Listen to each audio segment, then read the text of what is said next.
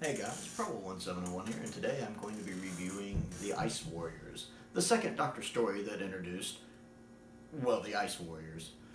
Now I did a video recently talking about the trouble I was having getting through the episode. I'd only watched the first half, and I was having a really hard time with it. But I can say episodes 4, 5, and 6 are better. It got me back up to my impression of the story from the first time I watched it, where it's just kind of mediocre. It's not bad. It's not good. It's just very Now, I maintain that it plods along. I think it would have made a much better four-parter. The Cybermen aren't realized as well here. Still an iconic design, but I just don't like them as much here. I like the effect when they use their gun. The way the way the screen does when they die is a really neat effect, especially for the 60s, especially for 62. I like the set designs actually look really nice. I like when they're inside the little dome area. I think when they're outside in the snow looks really good. That's really impressive when they're running around in the snow outside. I think they did a really good job with that. Let me say my hat's off to when they're in the snow. The set design did a really good job there. Inside the Ice Warrior ship is kind of It's not bad, it's just kind of Troughton is a delight, as he always is. One thing I do like about watching this story is it is a story where 2/3 of it survives, so you actually get to see some Troughton. It's not all animation. You can actually see Troughton. And Troughton is such, Troughton is such a physical actor. So much of his acting is down to the physicality of his acting that the animation can't completely replicate, and then sometimes does a really poor job trying to. Hello, Fury from the Deep.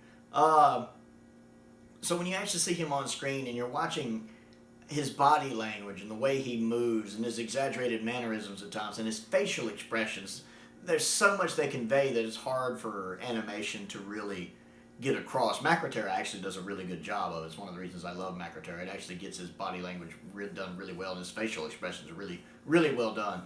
Like I loved in episode 1 when Troughton's just running around to all the stations doing all the checking. I absolutely adore that. Or when he's talking to Victoria, getting her to cry, and you see him trying to get the top off the vial. I love Troughton. Troughton is really good at elevating even some of his not-so-great stories. A lot like Tom Baker and Peter Capaldi are really good at elevating even their weaker episodes. Troughton is really good at elevating even his weaker episodes. Like The Dominators isn't really that great, but I love watching Troughton in it. It's the same thing here. While the episode is mediocre, I love watching Troughton in it.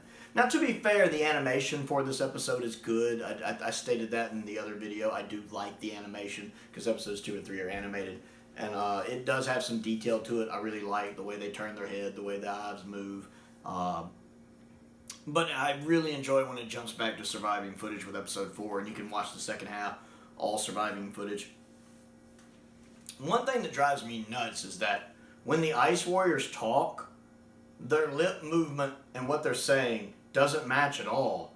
It's like they're saying one thing and the lips are moving completely different, very obviously, because they're usually done in close-up, and it just drives me nuts. Like, every time I'm seeing it, I don't know why it bothers me as much as it does, but it bothers me a lot. Because maybe they're speaking their language and it's a translator doing the voice, I don't know. But I think in most of the other stories, they speak more properly. But this one, it really bugs me. Because, again, they do kind of close-ups on them when they're talking a lot, so it's very obvious it's not matching what they're saying, and it drives me nuts. Another thing is Victoria is really irritating in this story. I don't like Victoria. It's nothing against Deborah. I just don't like Victoria as a character. She's not even supposed to be there. She doesn't want to be a traveling companion. She just kind of ended up in that situation where she is one. So when she decides to leave in Fury, it's not really a surprise. And I just find her so irksome in this story. So irksome. Much like how Clara kind of ruins 2 of Capaldi's seasons for me because I don't like Clara with Capaldi. Victoria kind of pulls this story down for me too. Plus, like I said, everything going on, it just plods along and plods along and plods along.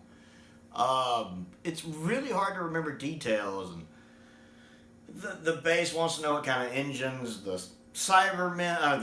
Ice Warriors have. The Ice Warriors want to know what kind of fuel the base has. There's a lot of back and forth going on there. The Doctor's sneaking in. I do like how the Doctor goes in to the base knowing he's going to be taken prisoner with the confidence that the Doctor has. It's interesting that the Doctor never feels like he's not in control of the situation, at least in some degree. Even when he's taken prisoner by the Ice Warriors, he never feels out of control of the situation, which is one of my issues with 13. I got another video coming on that soon. But he's... a good Doctor usually maintains control. Even if you have them at gunpoint, you have all the cards, the Doctor is still the one in control of the situation, and Troughton does a really good job of that in this story. I like the guy playing Clint in it. I think he is a good actor. He's interesting because there are scenes where he kind of feels like he's overacting, but it works for the character. It's not to the detriment of the story. It's kind of like the captain in the Pirate Planet. He kind of hams it up sometimes, but it fits the story really well, and he does a good job of it to where it works. The guy playing Clint kind of does that here, where sometimes he's hamming it up and he's a little over the top, but it works.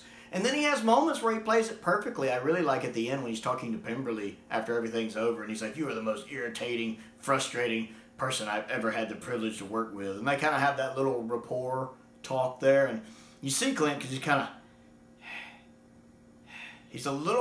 run down.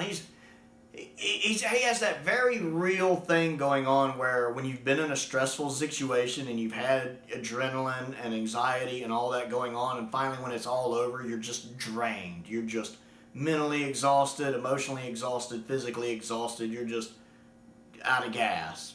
And that's exactly what the character is at the point, and the actor playing Clint pulls that off perfectly, of just this man who is just tired and exhausted for everything he's been throughout the story.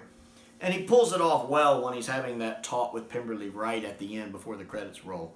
And that's really well executed. So, the Ice Warriors, I definitely think it's worth watching. It's not a story you should skip or anything.